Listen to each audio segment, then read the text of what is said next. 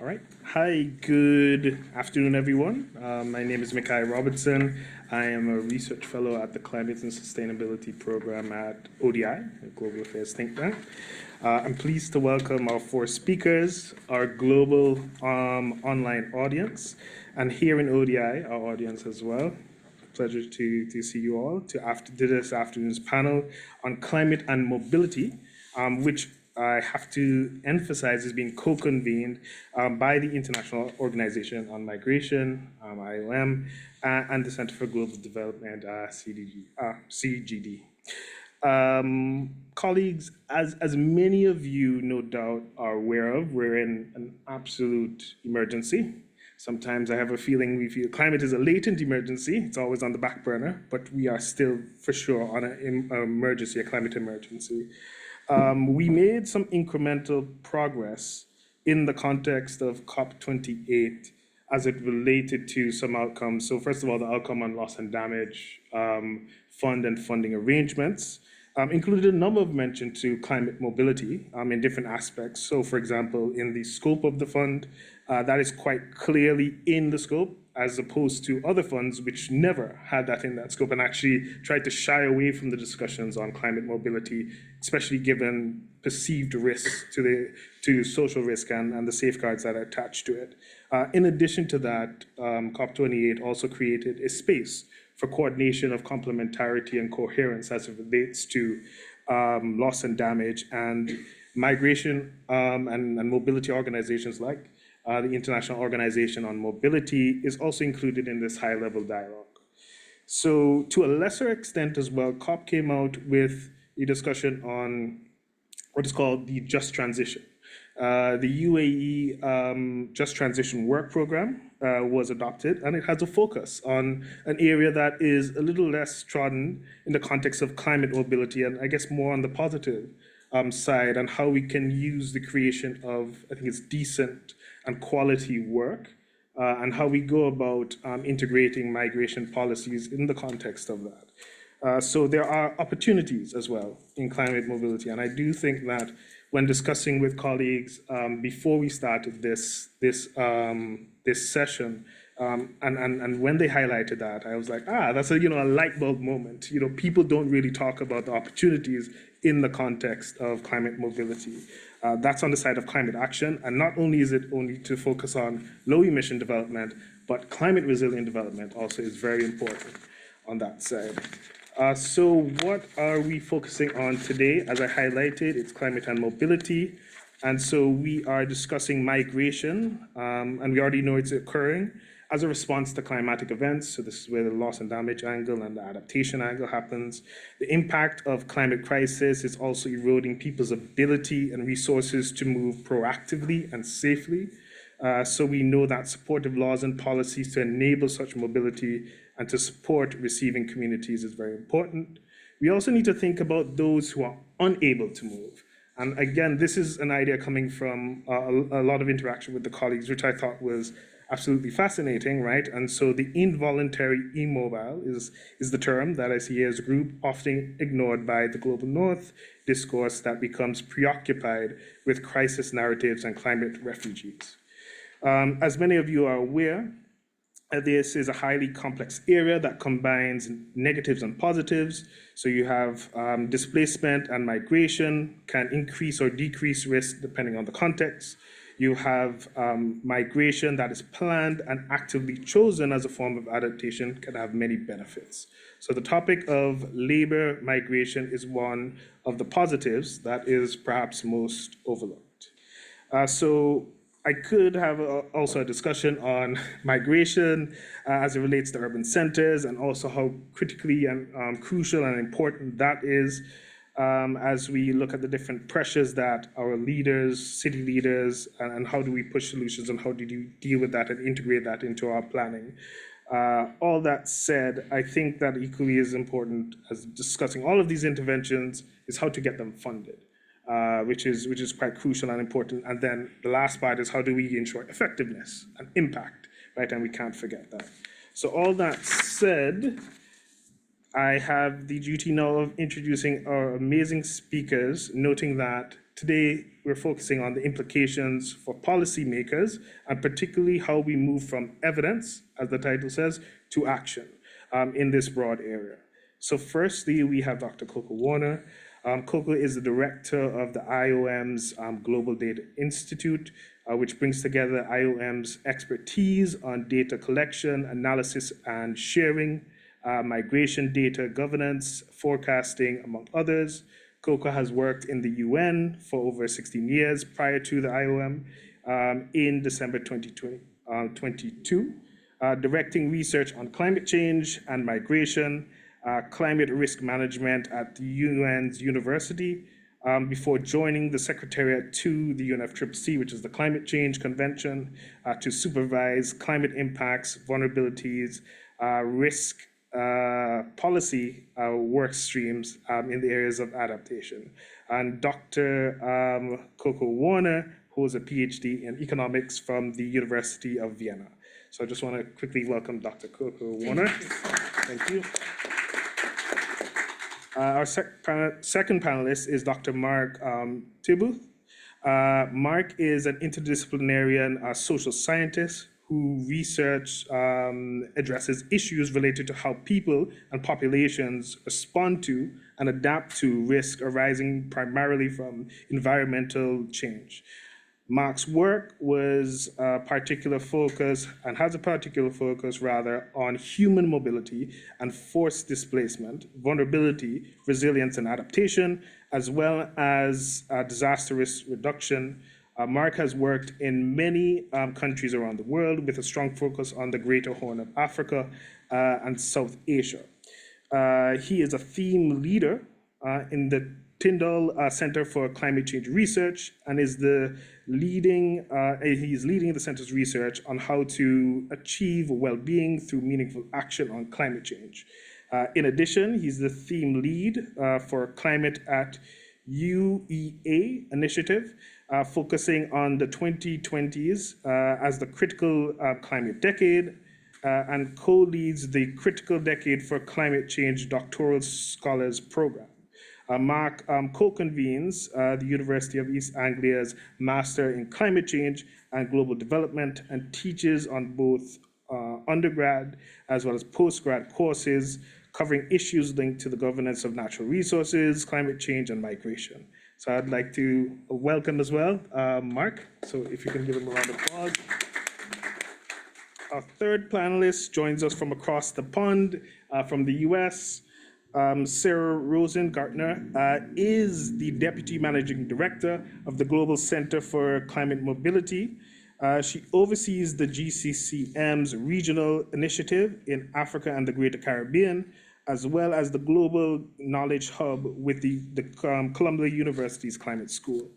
Sarah is a fellow of the Zulberg Institute for Migration and Mobility at the New School and serves as a lecturer at Columbia's School for International and Public Affairs. She previously held advisory roles with the Mayor's Migration Council, Open Societies Foundation, the Elders, Columbia's Global Policy Initiative, the German Agency for International Cooperation, GIZ, and the Special Representative of the UN Secretary General on Migration. Throughout her work, she has focused on improving on cooperation on and the governance of international migration. So I'd like us to give a round of applause for Sarah. Thank you for joining us, Sarah. And last but surely not least, Claire. She's the Senior Research Fellow here at ODI. Claire works in ODI Europe's team, leading research and public affairs work on the subject of migration, coordinates several research portfolios, including a well-developed country series on the subject of political narratives and political attitudes towards migration across Europe, as well as working on the topic of labor migration. She's leading the development of a new research series that looks at the role of migrant workers across the workforce for the green transition in Europe, a topic which we'll be looking at today. So I'd like us to also give a round of applause to Claire. And before delving straight in, please rest assured that there will be time for Q&As with the panel, and we'll be joining. And if you're joining online, please do enter your question in the chat at any point, along with your name, organization, and country, and our team will pass it on to me.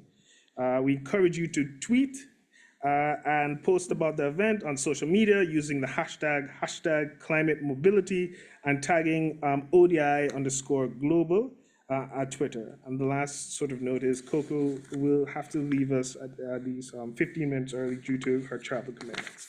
Thank you, everyone. So what we'll do is just go straight into the questions that we have for the panelists, noting that if you can keep your answers to around 3 minutes, if possible. So I'll go to the first area of questions, which look at research and practice.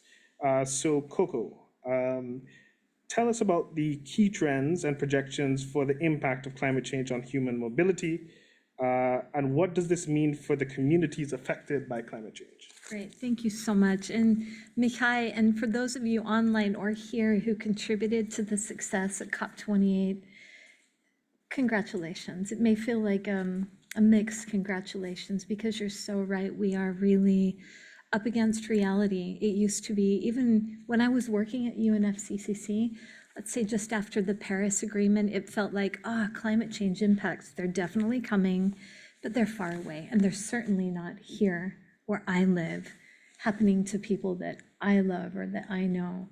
And I think all of us in different ways really feel that climate change impacts are here and it's not far away, either in terms of time or space. Now we're seeing some of those data signals in our data. IOM has set up a Global Data Institute, and we're so lucky because we are all over the world working with communities, gathering data. So that looks like sex, age, nationality, needs. Our data informs almost all of humanitarian needs assessment, and that is a tremendous responsibility and privilege to be talking with people who have been displaced, their host communities, migrants on the move, and finding out what are the patterns, what do people need. So this is what we're seeing all over the world, not far away, sometimes far away. There are broadly 3 things that drive population movement. Biophysical risks, and certainly climate change impacts dovetail into that. You'll know that from Tyndall and the very wonderful UK Met Service and our very wonderful IPCC. Those biophysical risks, thanks to our natural scientists and social scientists, are well enough documented. And we certainly see those in what people are moving today. Often heat, drought, unseasonable weather, too much rain, too little, wrong timing, as I mentioned, directly affect people's livelihoods, whether they're raising crops, herding animals, fishing. This year off the coast of South America, fisher folk have been pulling up hauls of fish that they don't usually see. Fish also migrate. They also respond to sea surface temperature. And this manifests in livelihood. So happily, through IPCC and that big literature assessment process, those biophysical risks are fairly well documented, but what we don't know, and where Mark and also Claire, your research come in so strongly, are what that actually means for people and how they manage the risk. Another reason people move is economic well-being. People generally move away from risk and towards opportunity. And those climate change impacts, even though we may not label them as climate change impacts, at the end of the day, families need to put food on the table. And that's what they tell us in the communities all over the world. And then the third is social cohesion, lawlessness, conflict. Some of you may be doing either practice or research in those areas. And drought, heat, other water scarcity, don't make it easier. Some of the data, and this is the last point that I'd make, and then I'll pass it on, but some of the data that we gather in, for example, in the Sahel, transhumance is part of a traditional lifestyle. It's very much part of local economies across the Sahel. And over the past years, we've noticed that herders are moving their herds to find water and grass up to a month earlier. and they're departing later, and that brings the cadence and the cycle into conflict with farmers. If you have a herd going across a field where your crops are just beginning to grow, it's not coordinated like it used to be, and that leads to tension. So we see these kinds of patterns in the way people move, and in both the temporal and spatial patterns in the data. Thanks. No, thanks a lot for that, Coco. And so what I'll do is quickly go on to Mark as well to get his view especially from an academic sort of background. So Mark, can you tell us what you see as the key areas for the research community to address in the coming 5 to 10 years? Sure, thanks, Mikhail, and thanks also for inviting me here today. It's great to be here. I think before answering your question, and I'll just scoop through a few things, and I think, you both rightly highlighted the multi-causality of mobility of migration, and I think although we're talking about climate and migration, it's important to recognise that almost all mobility is driven by multiple causes, and it's a very complex phenomena. So we need to be a little bit careful in directly attributing too much emphasis, if you like, on climate change as the primary driver of much mobility. Mobility, of course, is also very ubiquitous. We're a mobile world, and I think one of the other areas that maybe we often fall into the trap of is thinking that we're primarily a sedentary population. I think all across the world, people are moving, and recognising that fact is important. And the third thing that I'd like to highlight is that mobility and mobility outcomes are strongly socially differentiated. So you can have the same drivers can result in very different mobility behaviours with very different outcomes for two people that are living cheek by jowl with each other. So recognising, if you like, the equity implications of mobility is also important. And then lastly, having said that mobility is multi-causal, I think it is important to recognise that climate change is going to become ever more important in terms of influencing mobility patterns. So the IPCC, for instance, just concluded through their most recent assessment that 1 degree C rise in temperature will increase the risk of displacement by about 50% for flood-related events. Similarly, if we fail to mitigate, so if we sort of carry on roughly on the trajectory that we are, then the temperature increases that we're likely to see will mean that 1 to 3 billion people living in the world by 2080 to 2100 will be experiencing temperature rises faster than at any point in the last 6 millennia. So these are incredibly significant biophysical drivers of change, which will influence the stresses that people experience, that will influence their livelihoods and result in maybe disrupted mobility patterns, increased mobility. So having said all of that, I guess 3 kind of priorities for research that I see, and I've tried to think a little bit in terms of where are there significant knowledge gaps, where is there real scope to make a contribution or address those knowledge gaps, and then if we do, hopefully there would be quite significant policy implications following on from that. So I think the first one is understanding what successful mobility as adaptation looks like. So obviously there's been a burgeoning literature over the last 20 or 30 years which has been focusing on climate change and mobility, climate change and migration.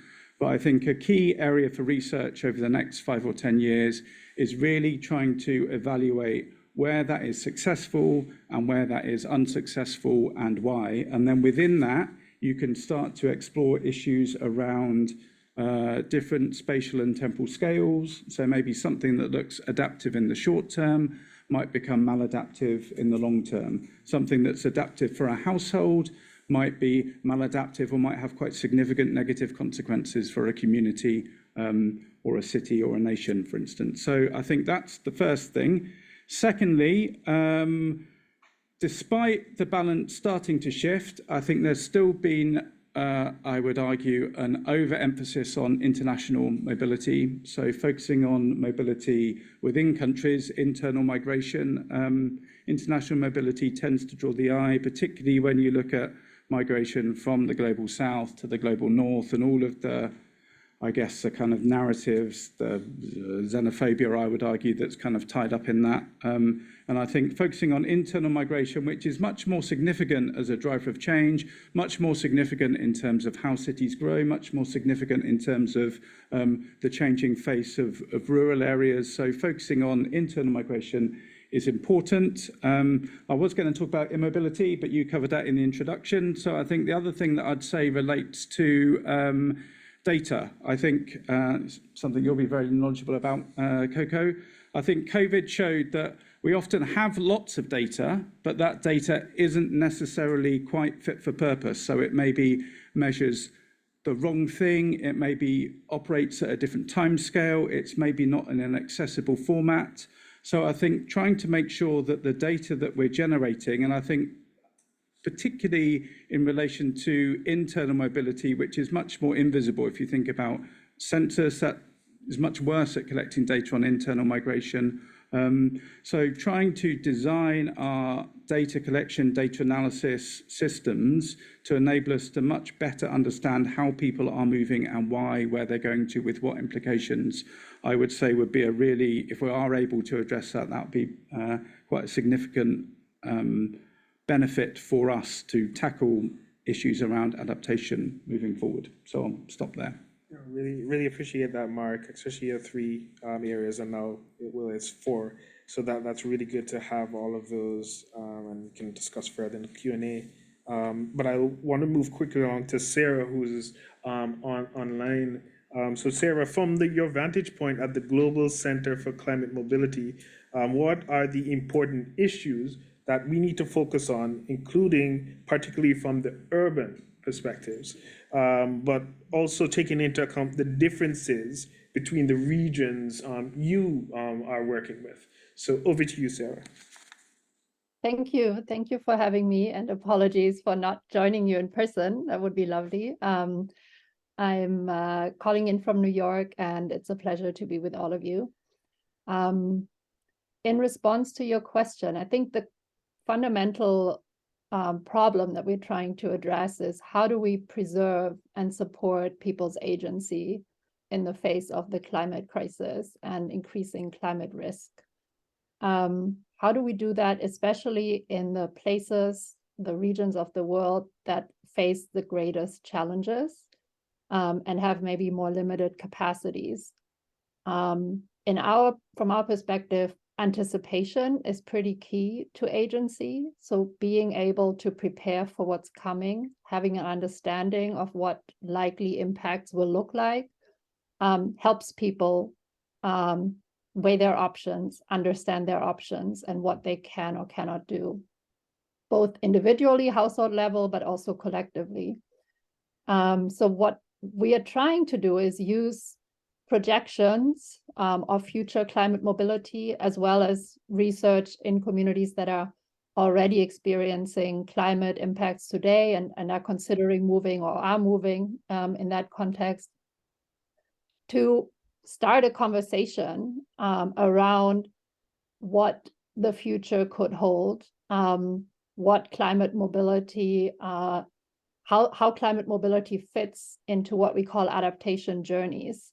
So whether people are moving or not, there will be an adaptation journey if you're exposed to climate extremes, if you're exposed to climate hazards. Some things will change, even if for people who stay in place. And so how do we support communities, countries in shaping that adaptation journey based on data and evidence?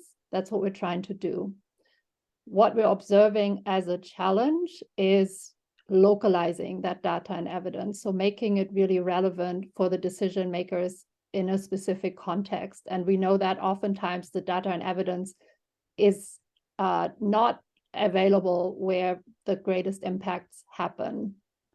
So we work mainly by fostering partnership and trying to see who can bring what to the table. So we have, the best available data, the modeling capacity, the visualization capacity, so that data can actually be understandable for non-experts and can be presented to a community that may have to make decisions. So how do we bring these different pieces of expertise together and create decision-making tools that can help a city leader or that can help a national government have that conversation with their people about what's the adaptation journey.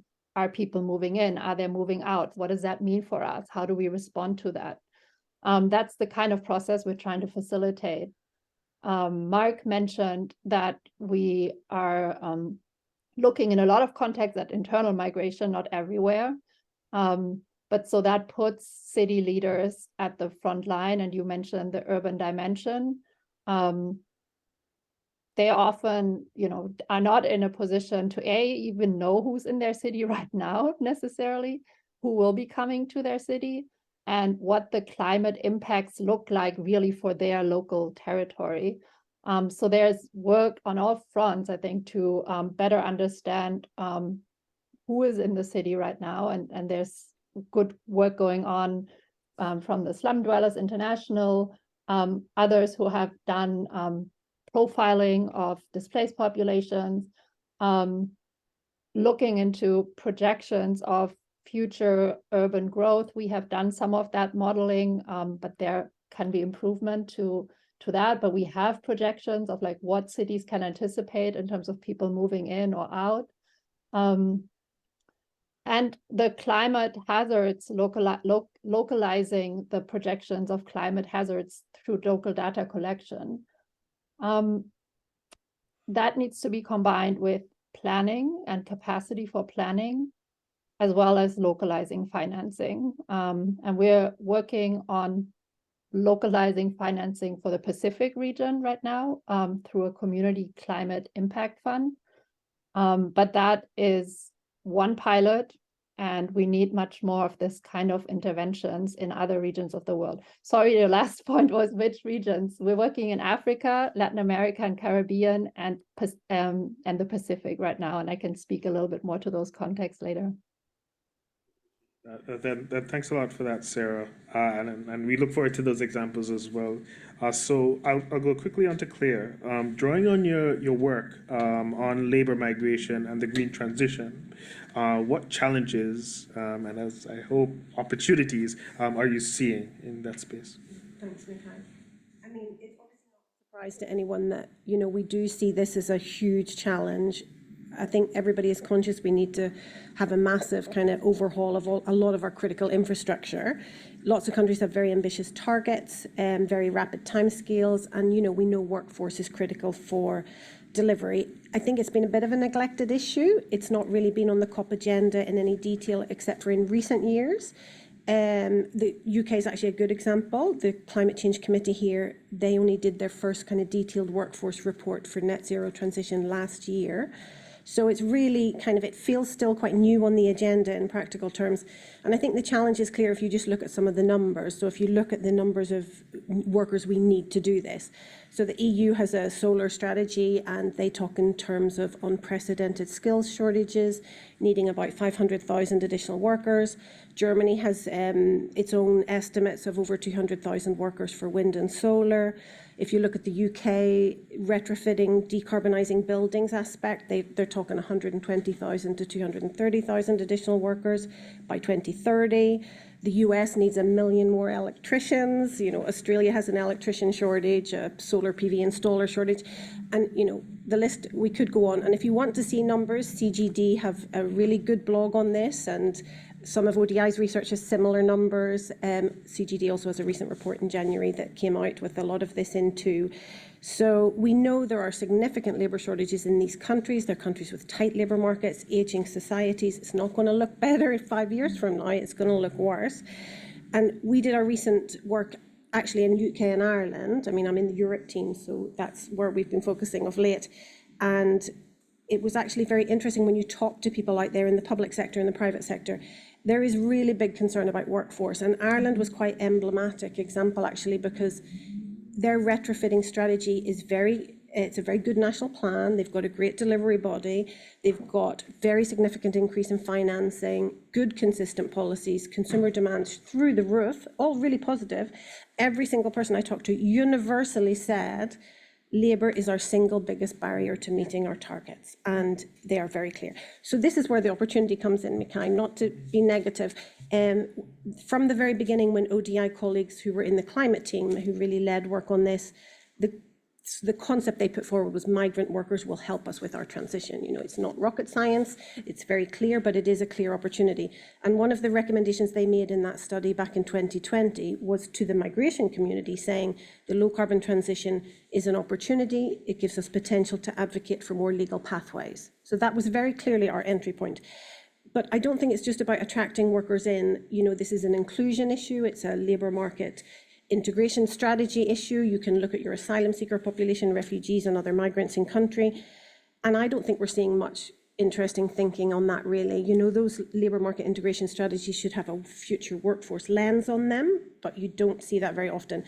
There's some nice examples in Berlin. You'll see nice startups doing kind of refugee training for heat pumps and solar PV, you know, small private initiatives, very entrepreneurial, but not the norm, let's say. We looked at this quite in depth in Ireland. Our study will come out in a few weeks, so it was a topic we tried to look in depth into.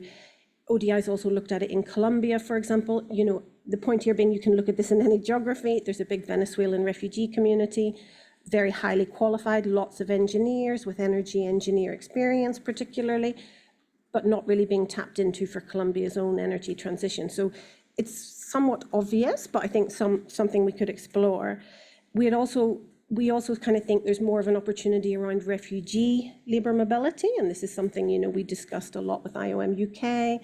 We've looked at this in Ireland as well with IOM's help. There's lots of untapped potential within the global refugee community. If you look at the skill sets that are actually documented, lots of relevant skills. I don't think we're making enough of it. And just final word is on labour migration as adaptation. I think this is a theme that I will not cover well today. CGD colleagues would, if they were here, I know, talk about this, but I do think the point that they make consistently is we need to think about how labour migration pathways can be made more accessible to those who are most vulnerable to the impacts of climate change. And I think that offers, again, another opportunity. It's very much a justice question. It's very much for small island states, etc. And I think that will evolve into a very interesting conversation, I hope, very soon. No, thanks a lot for that, Claire. I think that provided us with a really comprehensive background on both the side as it relates to just migration, you know, in relation to climate impacts and responding to that, but then the opportunities in the context of climate action. I think you highlighted that, not only for low emission development, but again, climate resilient development. So thank you to the panelists. And what I will do now is take the sort of my authority to kind of, for the next set of questions, if we can really keep to the about a 2-minute mark, as we look and change towards policymakers, I may intervene, sadly, you know, may interrupt you. But what we'll do first, we'll go with the same order. And Coco, how can we translate findings from data analyses and modeling on the impact of climate hazards on human mobility into concrete and policy and programmatic outcomes? So over to you, Coco, your 2-minute response. Yeah, and picking up on, so hard to be brief because it's been so good. But picking up on one thing, Mikhail, that you said right at the beginning, we see potential futures. We're grappling with the risks, and it's very uncomfortable and existential. We also hear some of the possibilities, and we want to grasp them, and that is the work that we have ahead of us. How do we shape global financial flows towards a green, resilient, good future?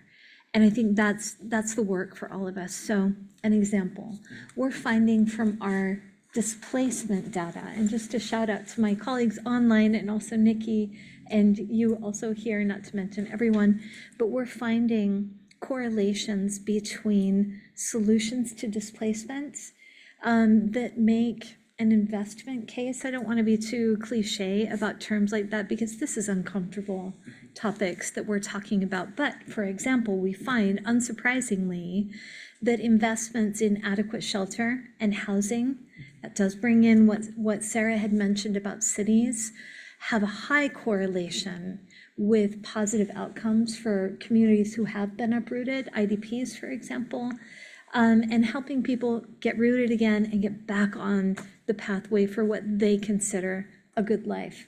Investment in skills and jobs and certificates. Similarly, for those IDP communities, investments like that help raise the standard at least to about the level of their host communities. It's not all the way there, but it's a start. Getting kids back in school. If you've been displaced, there's a lot of uncertainty. Will you go back? Will you stay? And not easy to find answers to those questions. But the more that we can focus on where do we make the investments to help people who have experienced the biophysical and other disruptions that climate change impacts can bring, the more stability will bring to the entire society. So that's an example of how data can be almost like a beacon to help show parts of the story. And we have a lot of work ahead of us. For those of you in this work, you will not be bored. We will be building now from now on. Yeah. No, I love that, Coco, and I hope policymakers around the world are hearing that call and the power of data.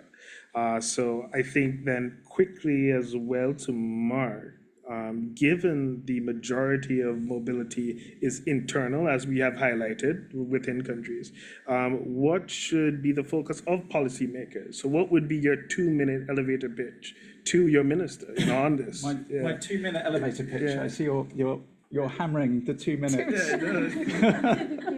I'll probably use up 10 seconds of my 2 minutes now. So, okay, I had 3 priorities, but I'll stick to 2 in line with the 2 minutes. I think priority number 1 would be engage with mobility as an issue. And I don't just mean in terms of migration policy or even in terms of adaptation policy, but thinking about all of the different ways in which mobility has a potential to impact upon a country's development trajectory, upon a way a city might grow or not grow, upon the rural areas.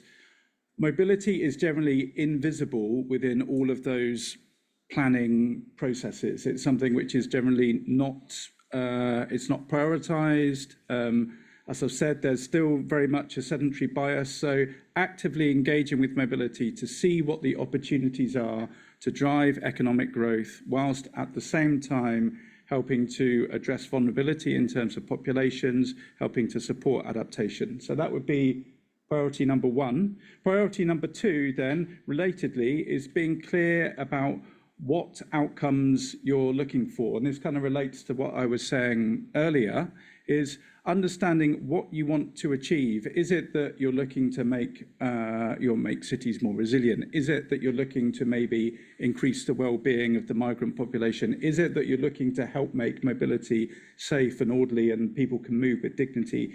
Is it that you're looking to make rural environments more adaptive, more viable? What outcomes do you want to achieve in any of those kind of different thematic areas or geographies, and what role does mobility play? 2 priorities, there you go. No, I appreciate that. Yes. Oh, was it? Really good. Oh, good. Awesome. Thanks a lot for that, Mark. And if I was a minister, you would have gotten your funding. So well done. Sarah, turning to you online, help us break down a bit further for policymakers sitting at different levels in different regions, and how should policy responses differ across different contexts, so context-specific policy making, especially in mobility. So over to you for your 2 minutes here. In 2 minutes. Maybe, so I think there are 3 buckets. I'll bucket it in 3 buckets of kind of like policy making that are relevant across regions, but maybe with different weight in each region. I think the first bucket relates to merging the adaptation and development agendas and policies. So how do we move forward, understanding that you won't have development without adaptation and adaptation without development. And I think especially in Africa, where a lot of the movement is internal and not cross-border, at least according to what we have found, and I think what others have found in research and what is projected to happen, will a lot of the fundamentals will remain extremely important: health, literacy, but also it was mentioned, I think, in the chat, issues of land and water governance, and obviously Claire spoke to this, issues of skills and jobs for young people especially. So there is this policy agenda that really isn't new in a way, but as Mark mentioned, the question is then, how do we integrate mobility? What does a social protection system look like that accounts for people maybe straddling between urban and rural areas, and having a presence in both locations? The second bucket is around migration and displacement policies. And when we go to a context, for example, like the Caribbean and Latin America, I expect that we will see more cross-border movements, also driven by climate impacts, by other factors as well. And so we do, again, have, I think, an existing toolbox, both in the Global Compact on migration and the Global Compact on refugees, in existing instruments around IDPs. But there, again, is a question around how do we use that toolbox and what are the existing legal gaps around migration and internal displacement, especially, that we need to work on to have a more effective response. And then the third bucket, and this is particularly relevant in the small island states context, Caribbean and Pacific, but not only there, relates to the questions of relocation of whole communities, where we have currently different forms of guidance, but no real international agreement or instrument that speaks to that. And we have this rising question of continued statehood for some of the countries that are really facing existential threat due to sea level rise. So those are three big buckets, and I think my 2 minutes are up, but we can maybe speak a little bit more around different levels of governance.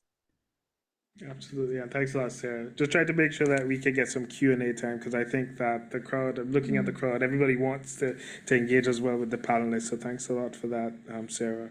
So over to you, Claire, for the kind of the final word on this segment. Would you say policymakers are already thinking about labor migration to support a more rapid and green transition, as you were highlighting?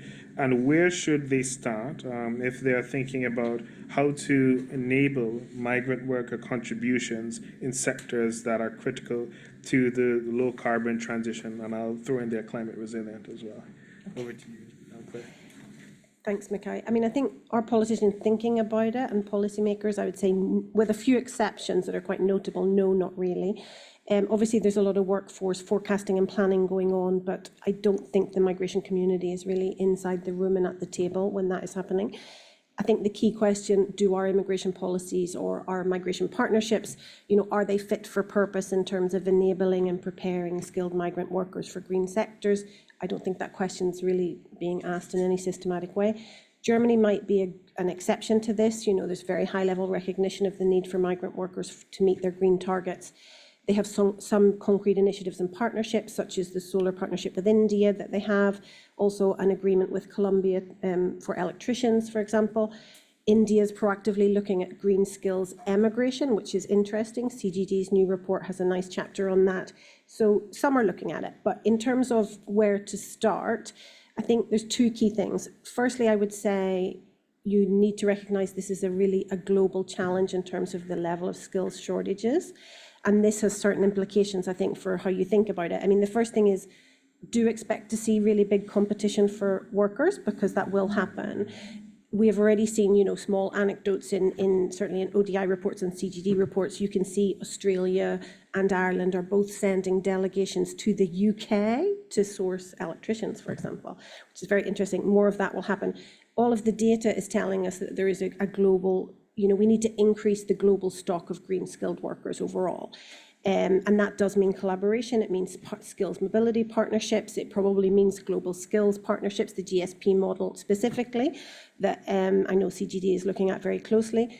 But I think because it's a shared challenge and green skills are new skills, that we need to probably start thinking about multi-country collaborations for those kinds of partnerships to really increase the stock overall. The second key thing I would say is you need to look at this by sector, because there really are specificities and there are specific challenges. When we did our research in the UK and Ireland, we chose retrofitting quite purposefully. Firstly, because obviously emissions reduction of decarbonising buildings are very, very significant. You know, they're a very high percentage of countries' emissions. But we also did it because it's a labour-intensive sector and activity. And we also did it because it was the construction sector specifically. Now, this is a sector, if you think about it in the European panorama, it has chronic labour shortages. It's in the top 10 list for shortage occupations across Europe. Lots and lots of construction roles are in that. Also, you need to remember this is very much mid-skill and closer to elementary level skills we're talking about. So you're talking about plumbers and electricians, insulation operatives, glazers, carpenters, roofers. You know, it's that kind of trade that you need for low carbon heating and energy efficiency. Now, that is not a high-skilled, high-wage job. And CGD's research echoes the same thing. You know, they looked across sectors and found, again, there is no bias in a green-skilled job towards high-skill, high-paid. Now, if you think as a migration community, what does that mean? That has very specific implications for the migration policies. We have an immigration system in most Western countries that are highly biased towards high-skill, high-paid. We don't, you know, in theory, we don't want mid-skill or low-paid. So this is a real problem. You know, this mismatch between labour market demand and our visa policies is already a massive problem and is causing huge negative consequences in terms of irregular migration. But I think it's also actually a big hindrance in terms of making our immigration systems work for the green transition. I think that we're not acknowledging that. To me, that is a conversation that we're not having. And it was actually quite interesting in the research we did in Ireland that this was the biggest blind spot that we found with the people we talked to. The government would say, yes, we want immigration, we want migrant workers in construction, we're very open to it. Politically, they're very open to it. But when they went out and did their international recruitment campaigns, what they're targeting are high-skilled professional construction occupations. And the reason, and they explained to me very clearly, they said, but that's how our immigration system works. They have a frame behind their immigration system that drives them to do that. So that, to me, is the serious barrier we need to overcome.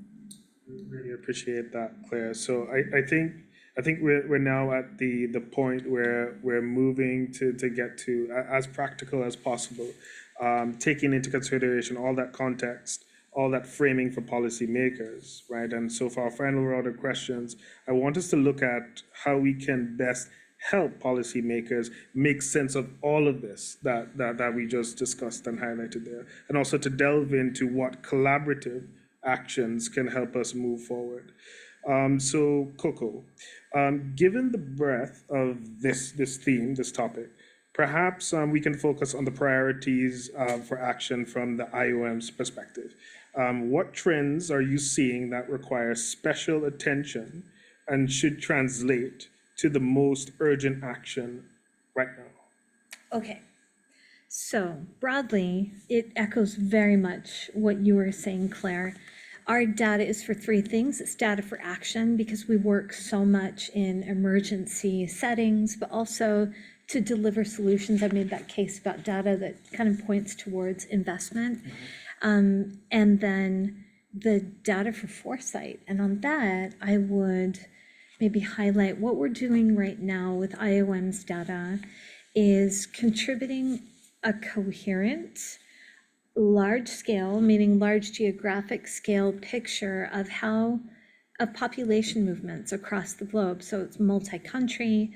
We're looking at what drives population movements, and I mentioned those biophysical, including climate related and weather, economic well-being, and then the social cohesion, as well as conflict. And creating that coherent view that countries can then look at together and say, oh, I see, here's the patterns, here's why. We often say, as both of you said, and Sarah, we're very aware of some impacts and not as aware of others. Migration is part of our global metabolism. It's how society works, it's part of it. And becoming more clear about that the push and the pull. And if this happens, what can we expect over here? That's really important. Demographics, labor supply, labor needs are definitely part of that. On the practical things, again, and this will be the last thing, and then I'll go over to you, but I think, again, we've been really used to thinking about climate change impact as something which they are very hard, but very far away. Now climate impacts are here, they're unfolding, they will accelerate. And I mean, frontline communities know better than anyone. And now we need to think, all right, what are the patterns? How do we sequence action? How do we drive investment? How do we do all of the things that the first global stocktake that you and others helped deliver? How do we actually materialize a future that we want to see? And that is both exciting, it's also daunting, and very specific things, finance, legal arrangements, cooperative agreements with employers to meet certain needs. 9 out of 10 agricultural workers in this country are foreign-born, 9 out of 10. That is a tremendous benefit for those who live here and eat food. I think it's all of us, but also a potential vulnerability point. So just being more clear with the data that we have and having as much as we can a really clear, transparent conversation at the table, also with communities. Those are the things that now happily we can do, and we will do increasingly, because now we're building the future. Climate change is here, the impacts are here, now is building time.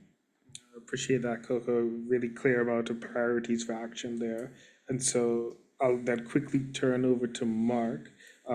Given what we want with adaptation and development planning that was highlighted earlier, to support people on the move, as Coco was highlighting, those remaining behind and receiving communities, a big agenda, what are your priorities for action with that setting?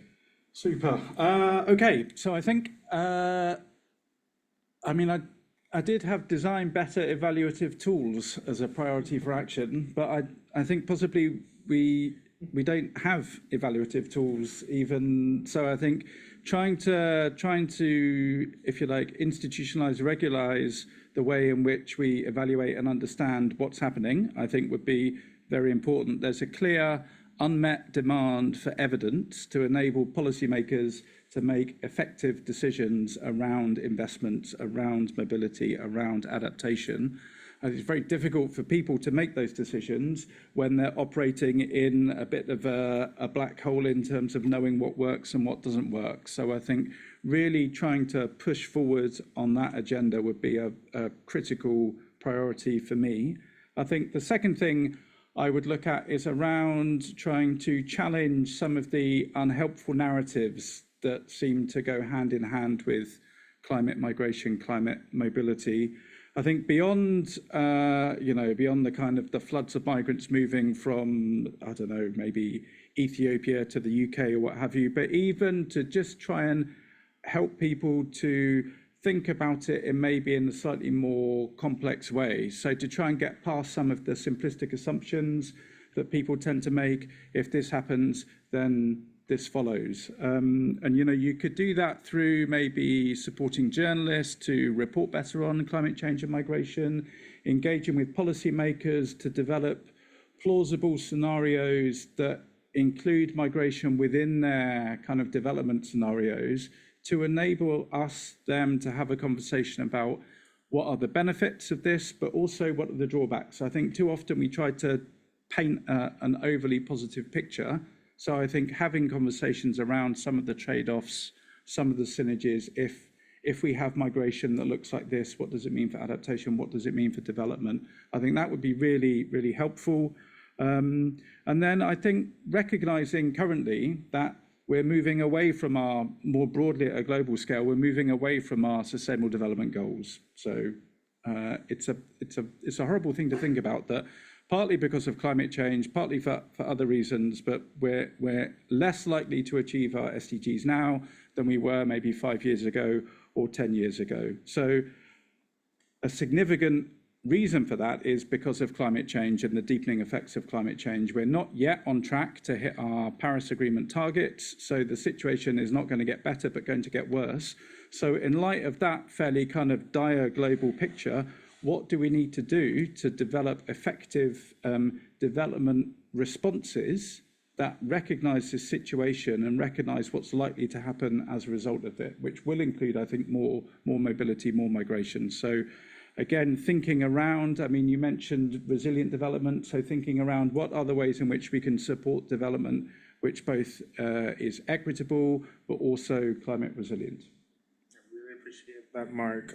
Some good priorities as well. So quickly as well, turning over to you, Sarah, on land, thinking of the great need for joining forces on this agenda.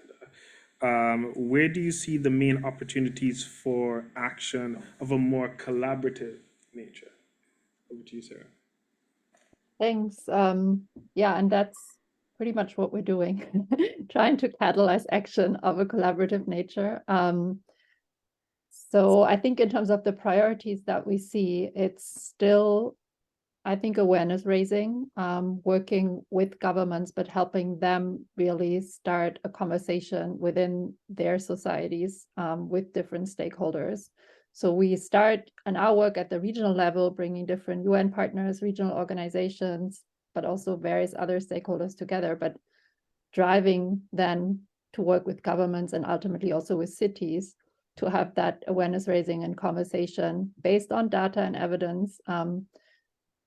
Second step, I think, is then how do we design decision-making tools that really can support policymaking very concretely, and again, like different levels with data that's relevant for the specific context.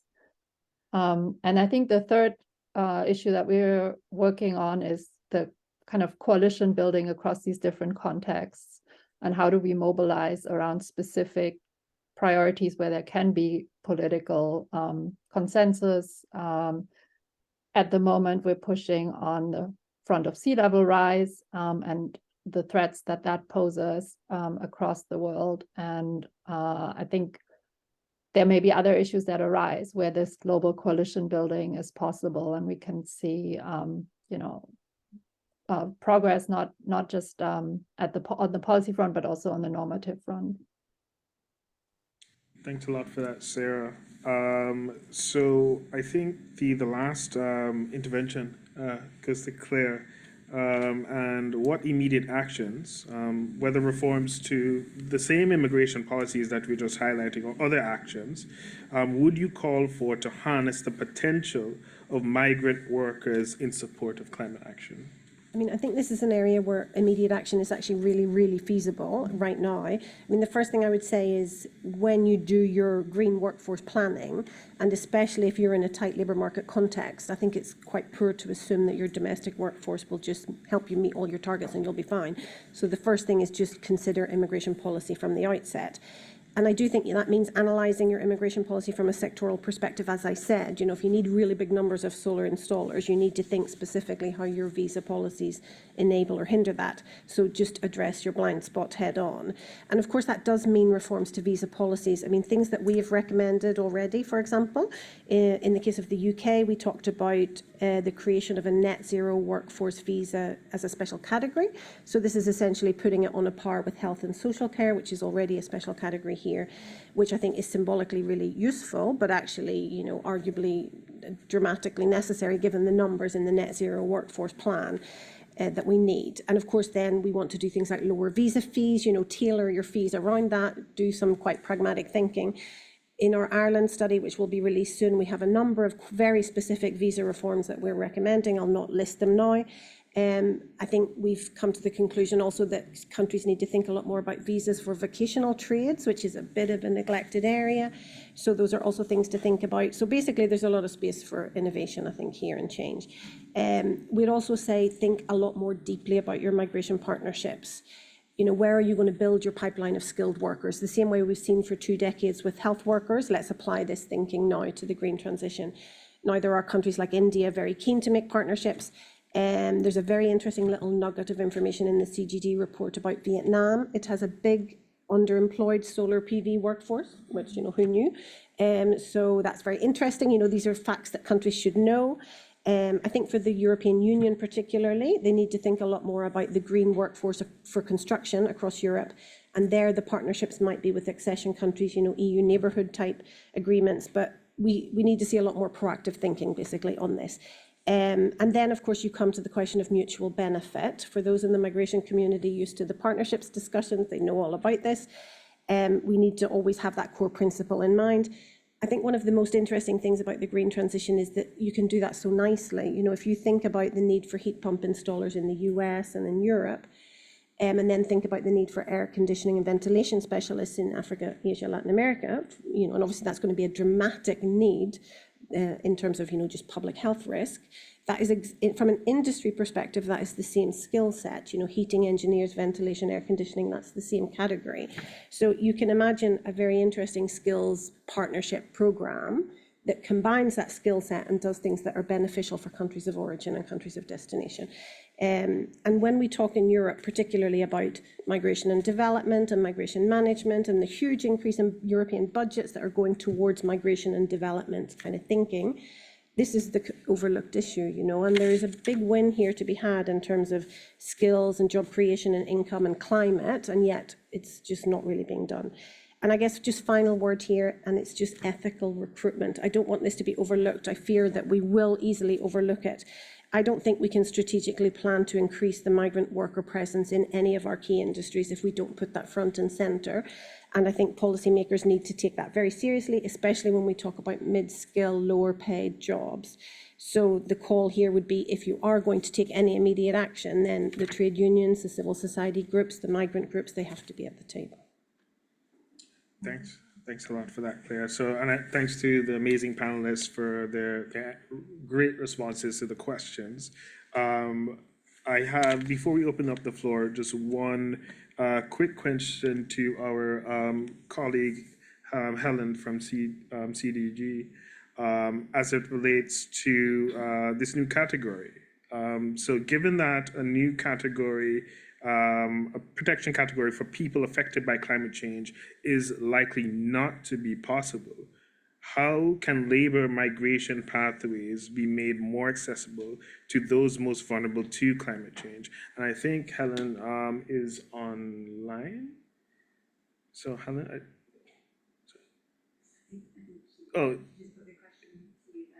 okay, so it's, Unfortunately, Helen can't respond because there's no capacity, right? okay. All of the questions come through Zoom. Okay. The sadness is that Helen is probably the best person to respond to that Yeah. question. I mean, Coco, you would probably be well placed too, no? Well, I was just looking at you. I was so inspired by your study and all of those things. Do you want to take a stab? I mean, I'll take it. I'm not good at this. Helen is much better at this. So really, Helen, you should be writing some answers into the Q&A right now.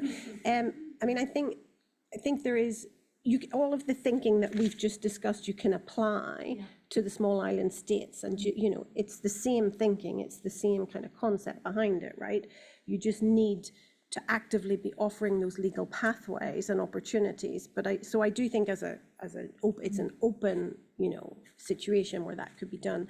I think that the discussions that Tuvalu is having, the agreement with Australia, is an interesting example, except of course it's not really a labour migration pathway, it's more of an agreement that gives a pathway generally. And I'm interested to know why it's not a labour migration pathway. You know, maybe it's better the way it is, right? Because it's open. It's an open basis, it's a lottery system, they have a specific number of places. It's not a humanitarian visa and it's not a labour pathway, it is just literally an entrance that people can apply for through the lottery. But I understand that there are quite difficult security conditions, that there's sort of some controversy about the security aspects of the agreement. So, you know, there are other elements there. But I do think there's a lot of scope for this. It could well be happening. I mean, are there small island states that are developing labour migration pathways around green transition type sectors and industries? I actually don't know the answer to that. My sense is that, well, two quick things. You had mentioned, Claire, there's other analogies. They're not exactly the same, but analogies in building the right types of workforce in health or others. And I know that some of for example, New Zealand or Australia, or take other countries, just to name a couple, do have those types of visa programs targeted towards police, education, nursing, all kinds of things like that. And my guess is there would be just lots to learn. One thing I wanted, again, just tipping the hat, Mikhail, because we're all big fans of you, but some of those who helped develop the Loss and Damage Fund and funding arrangements, in addition to a fund which a lot of people paid a lot of attention to, there's also a high-level dialogue. And so I think it's as part of that, that migrant voices and refugee voices have been included. I don't know if you want to say anything about that, because where my mind went is there's almost a mapping that a think tank could do about where are the opportunities to raise the perspective of those who may have a lot of value to add to the conversation, link it up with additional perspectives like what you're talking about, workforce development, and bring that to forums where countries are listening, because countries typically are tasked with the regulation and making sure how these big agreements go. It seems like there are opportunities for linking there that could be really, in not too much time, start creating at least analogies, because countries look at what others are doing and they say, how did you do that? And can very quickly then get to scale, in theory. But the connections would need to be made. I don't know, from your experience, since you helped write some of these things. Yeah, no, absolutely. No, I think, just long story short, that dialogue is one of the pathways in. It's a high-level one with UN agencies, multilateral development banks, the Bretton Woods, etc. But I think the most important point is that you can have this interaction with complementarity and coordination, amongst them, and how they approach different things. And it was acknowledged in that decision itself, the importance of national institutional arrangements. Now you build those up, and obviously interacting with the local migrants from that perspective, and how their internal. So Fiji is a really good example of having, a specific trust fund just for relocation, and they're pioneering that space in the context of relocation, in the context of climate change. So I would just like to say as well, I think that that we can bring in Helen, actually. So Helen, are you online? Just speak quite quickly on this. Yes, I hope you can hear me. Yes, Oh, actually, wonderful. yeah. Wonderful. Thank you so much for the presentation so far. I really appreciate your insights. I think just two quick things to add. So firstly, as has already been mentioned, regional free movement will play a critical role, and particularly in the Pacific and the Caribbean, but also more broadly. And there's a lot that actors can do to support the expansion of regional free movement and overcoming the various different barriers that are preventing it from having the adaptation impact that it could have. And the second point is that if countries are looking to expand labour migration pathways, potentially for green skills or nursing or other sectors, they could think about targeting particularly climate vulnerable countries and areas within those countries.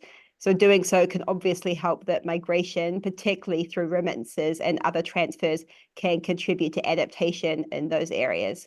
But again, thank you very much for your feedback.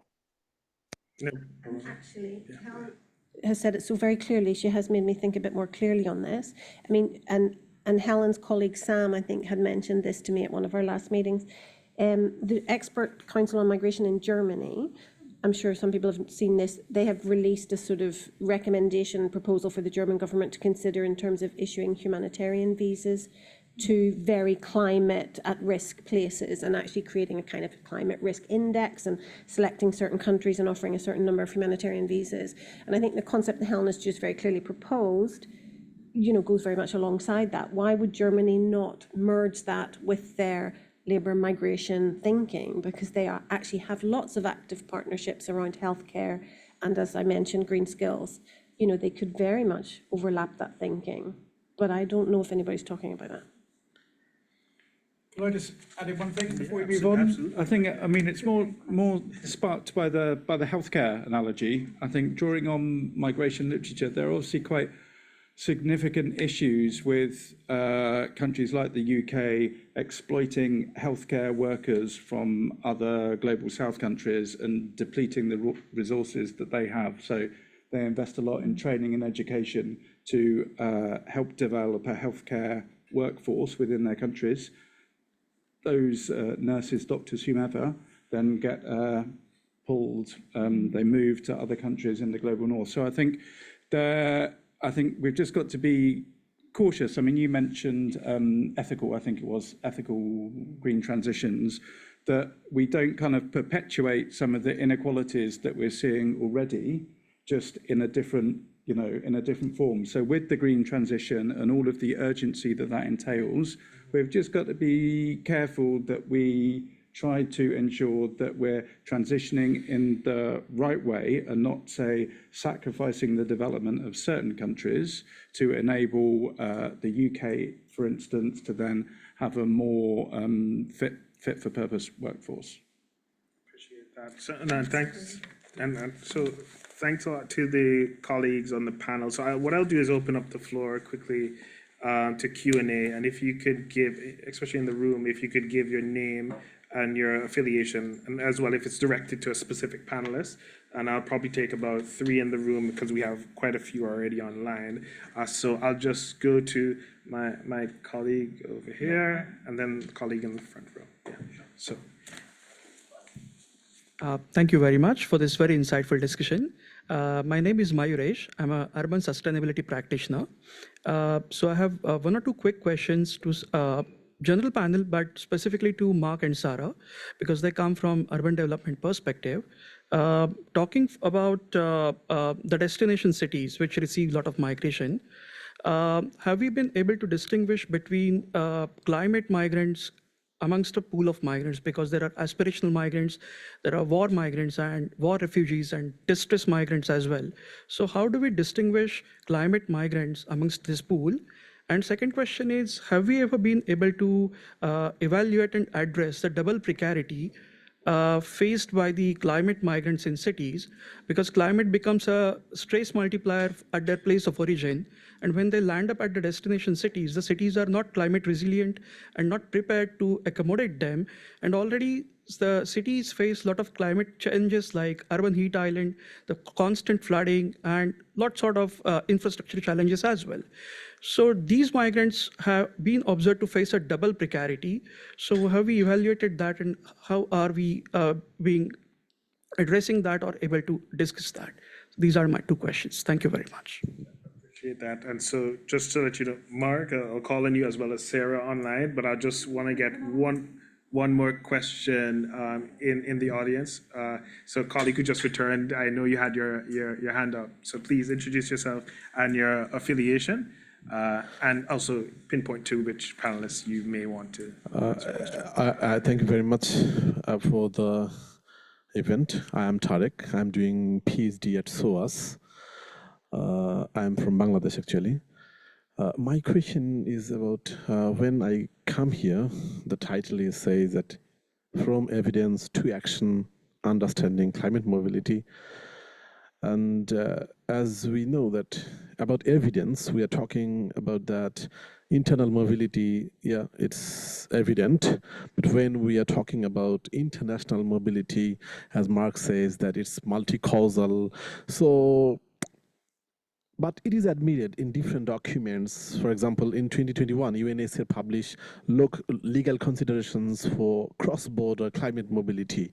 So they themselves admit that there are some, at least, so mostly internal, alternatively, some are international climate mobility. But about when we think about the governance, we find it's hardly any what could I say, effective or any other. So my question is, what do you think about the international climate mobility governance? We are finding some regional governance in Africa, Pacific, and Caribbean, some IDP governance in countries. But what do you think about the prospects or the current effectiveness of international protection for climate mobility? Thank you very much. No, thanks a lot for that really good question. And so I'll probably feel that one out to Mark, as well as Claire, if you could. Oh, and Sarah as well. Okay. All right. So Sarah and Mark, you have two questions, and I just want to throw one additional question from online. From our colleague from the International Organization of Migration, and we mainly talked about policymakers' role. But essentially, the question she had was, I would also like to know the private sector and how the private sector could become an active partner in the discourse for climate mobility. And I think I'd ask Claire as well as Sarah to answer that one. So what I'll do is go in order of Mark in the room, then Sarah, and then Claire, if you could finish out, and then we'll see if we can do a next round of questions. Please, Mark. Super, thanks, Miresh, Tarek, for your questions, and also online.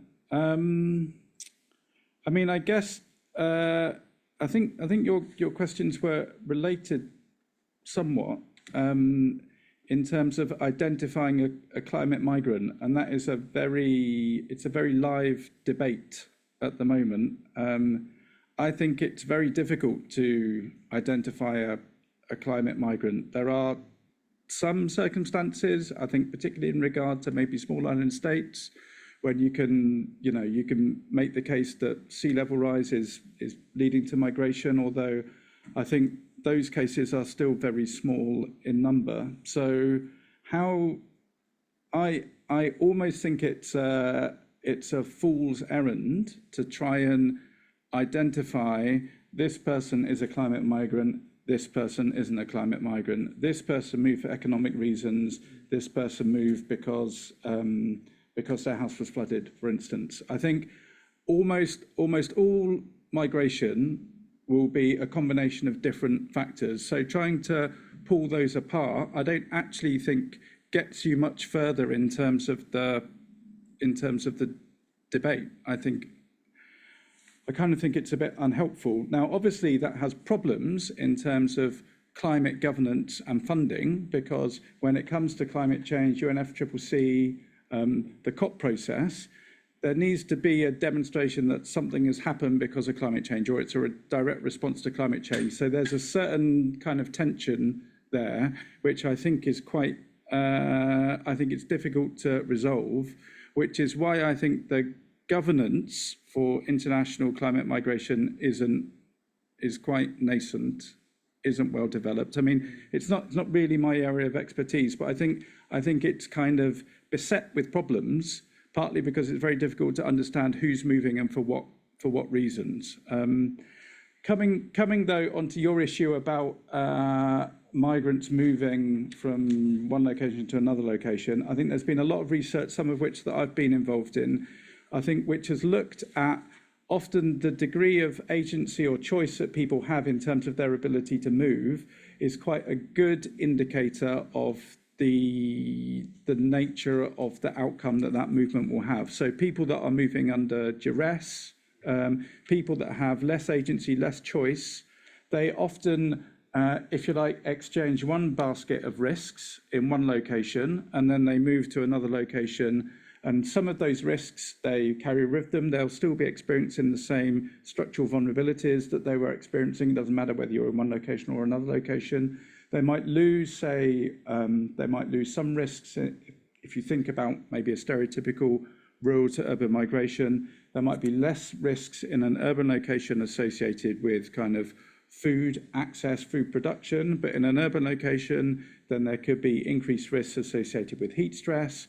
There could be increased risks associated with flooding, potentially, because they don't move to the bits of a city which are the most desirable. They move to the bits of the city where there's space, and those bits are typically much more exposed, much more vulnerable anyway. So becoming mobile doesn't automatically get rid of your risks. I think often, unfortunately, people just carry those risks with them, and it doesn't increase their social mobility, which I guess is what they're kind of trying to achieve ultimately within their decision to migrate. Appreciate that, Mark. Thank you. Thank you.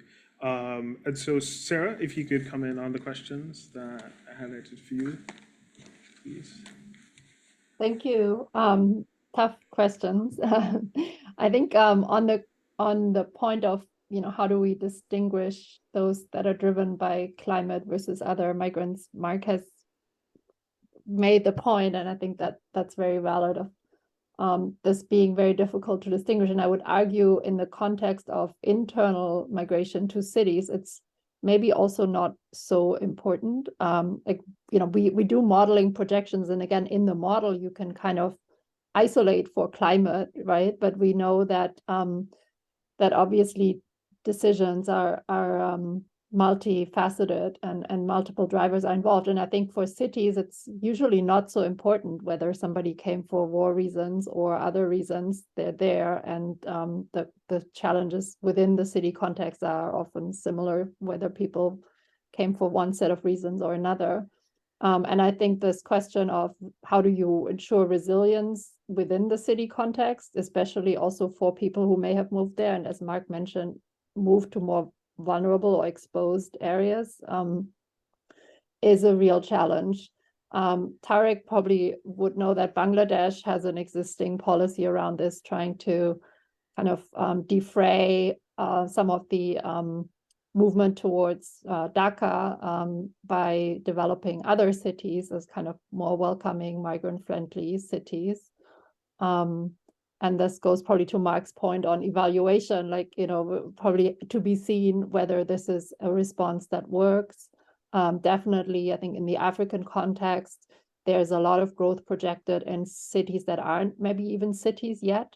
And so I do think that kind of planning for urbanization and looking at how do you set up places that aren't yet full-fledged cities in a way that they can grow in a more planned and climate resilient way is a good starting point, but that obviously doesn't take away all the challenges that cities have that are already huge and still growing, and where you don't have the existing infrastructure. So I do think that that's a real challenge, and you will not probably get people to move out of areas unless there's a real opportunity where you put them. So I think one lesson that has been learned is that relocating communities away from risky areas doesn't work unless you relocate them somewhere where they still have access to the type of livelihoods that they were pursuing, where their kids can still go to school. So those, I think, are lessons learned that do exist. And the question is, are they being heeded?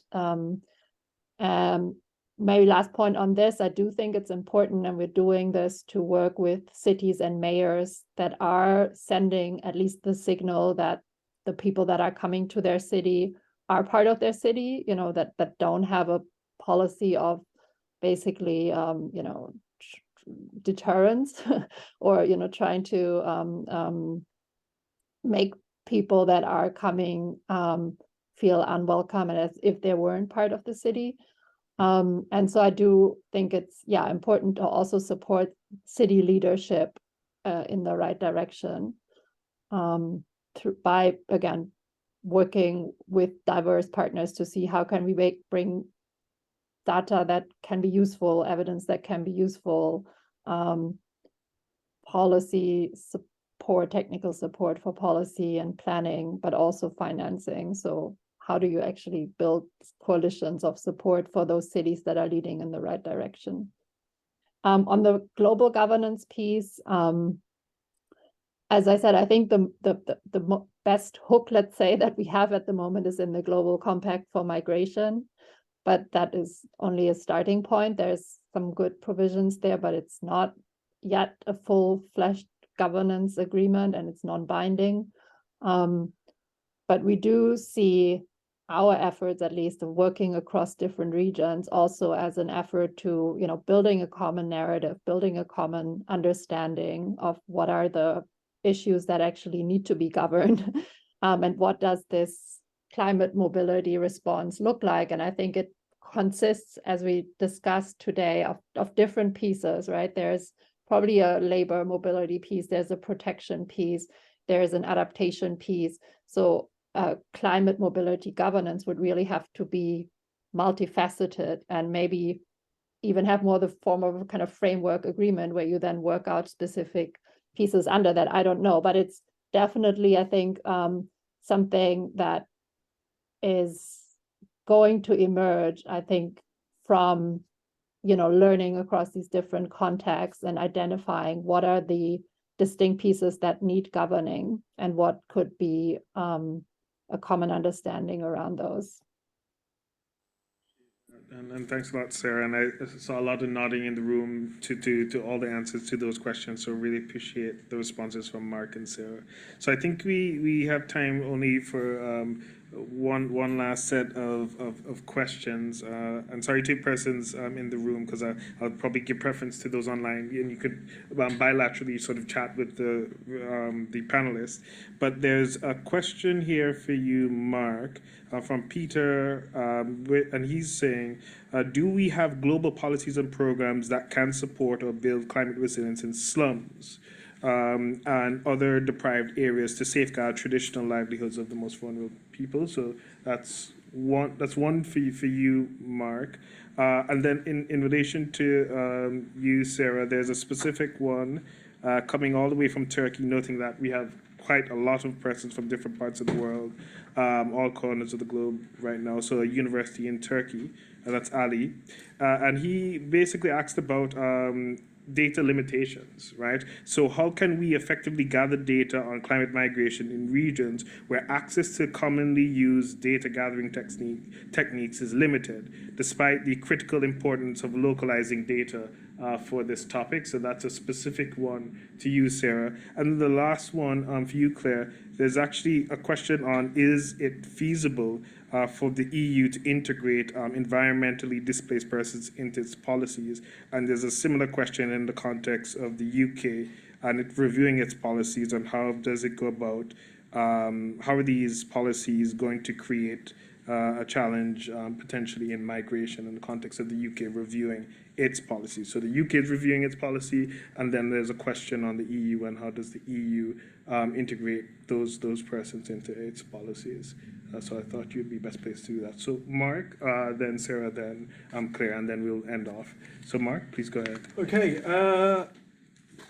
Yeah, I mean, it's a good question. Not one that I'm overly kind of familiar with. I mean, based on the little work that I have done or been involved in, I would say that the kind of policy responses will vary tremendously across the world. So it's not that there's a particular kind of accepted international standard. And then Peter also asked about, was it indigenous, with regard to indigenous knowledge? Have I?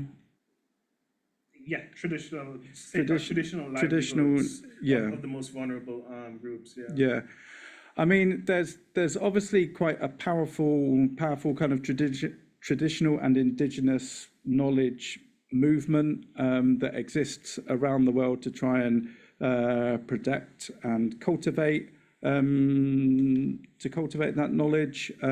I kind of see it more in terms of the work that I've done in the Horn of Africa, working with pastoral communities, so not slums, but I think there are efforts made to try and integrate more kind of top-down sort of scientific models of understanding with traditional models of knowledge to see what synergies exist there.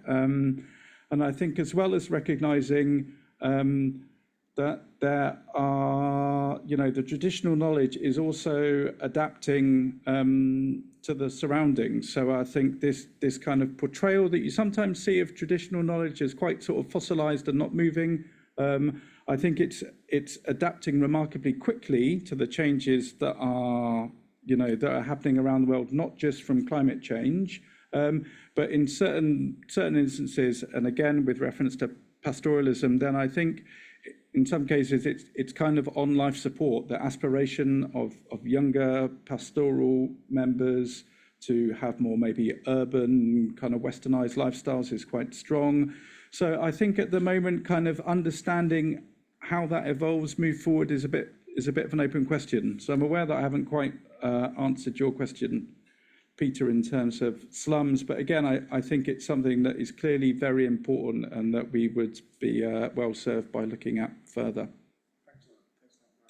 So over to you then, Sarah. Thank you. Can you repeat the question for me? Sorry, I was listening to Mark and I'm like, what would you like me to address? Sure, no problem. Essentially, how can you effectively gather data on climate migration in regions where access to commonly used data gathering techniques is limited? So limited sort of data collection capabilities, despite the critical importance of localizing data for this topic. So that's kind of paradox, essentially. Thanks, yeah. I think it goes in a similar direction to what Mark said, probably looking at how can we combine tools that do not rely on being on the ground, like remote sensing data.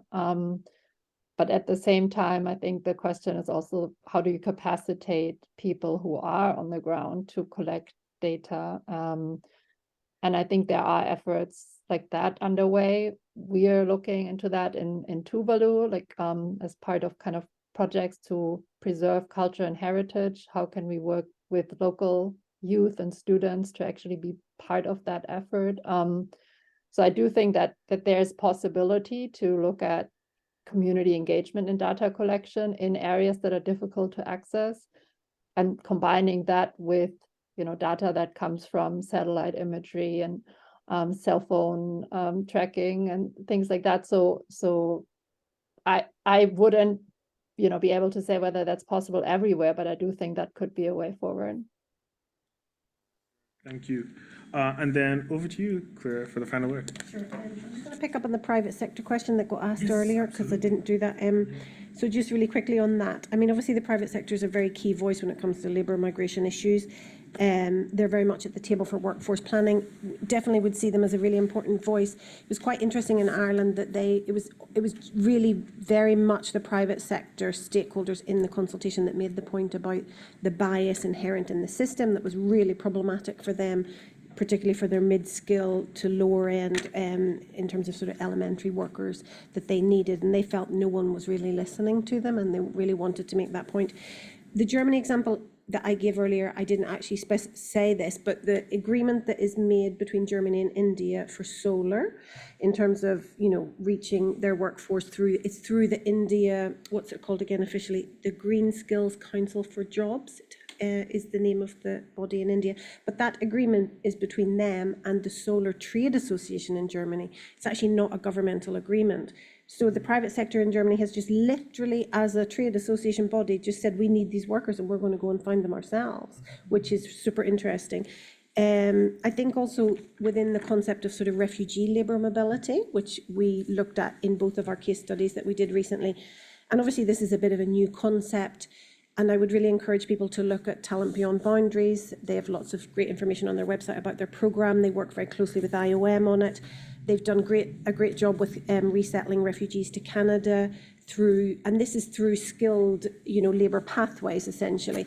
And they've got 4 pilot countries in Europe. And when we were looking at that, the point they were making to us very clearly was the potential for the private sector to act directly without government intervention is really strong for that programme.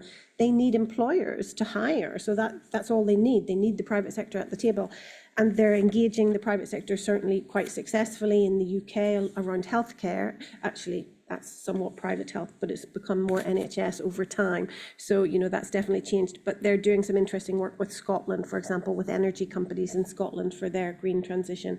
So you can see the private sector role is quite significant. And what they say to us is they can do cohort hiring approaches with private sector consortiums. They're really open to this. So that's a really important thing. And in terms of the other questions, I think for the EU, the question was kind of what's it feasible for the EU to do, but particularly for environmentally displaced persons, I think it was. I mean, the thing there is difficult. The EU, in terms of attracting migrant workers, they're very much relying on their new talent pool initiative. And one of the criticisms of that is it's not open to migrants in country, so refugees, asylum seekers, etc. anyone in that category cannot apply and use the talent pool function. So it does generally just then come down to national member states' policies in terms of inclusion and integration. But I do think there's a lot of really, specifically cities who are really interested in this and have strategies and quite actively in that area. I don't know much about this, but, you know, I've heard murmurings from places like London and Glasgow, certainly, that they have people looking at this and they're very interested in that agenda. So I do think we will see more.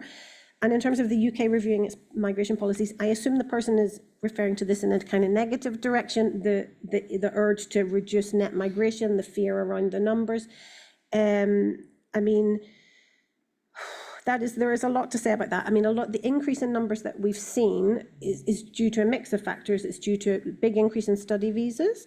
It's due to large numbers of Ukrainians, a lot of people from Hong Kong who've been resettled through these special pathways. It's also due to a big increase in skilled worker visas, but that is primarily driven by social care because of the new visa category and our chronic, you know, crisis in social care that we have in this country. So, you know, the numbers game I don't really like to play. I think it's like a red herring. I don't think they'll necessarily successfully bring numbers down, although, you know, they've planted their flag and said that they want to, but they've said this so many times. They've set arbitrary targets, they don't meet them. So I kind of would ignore that kind of background noise.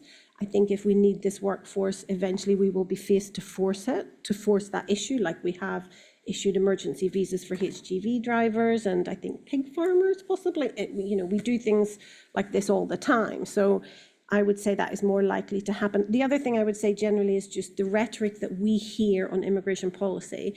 The political narrative can be so hostile, but behind the scenes, in terms of labour immigration, often there are things happening that you don't know about. So, you know, you'll be familiar with Greece and Italy and the kind of really hostile rhetoric you hear there. At the same time, quite recently in the last 6 months, both countries have opened new quotas for legal pathways to the tune of 300 to 400,000. You know, they're putting into quotas for different sectors, but no one will hear about that because it's the political performance that has taken front and centre. So just bear that in mind, I think, when we think about the political feasibility of this question.